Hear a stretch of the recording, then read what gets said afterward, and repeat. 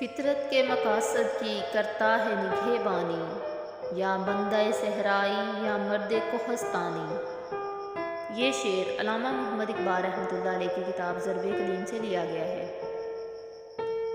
محراب گل چونکہ خود پہاڑوں میں رہتا تھا، اس لیے اسے اس بات کا مشاہدہ تھا کہ قدرت یہاں بے نقاب ہے، اور قدرت کے جو مقصد ہیں وہ بھی لوگوں کی نگاہوں کے سامنے یہاں ظاہر ہیں۔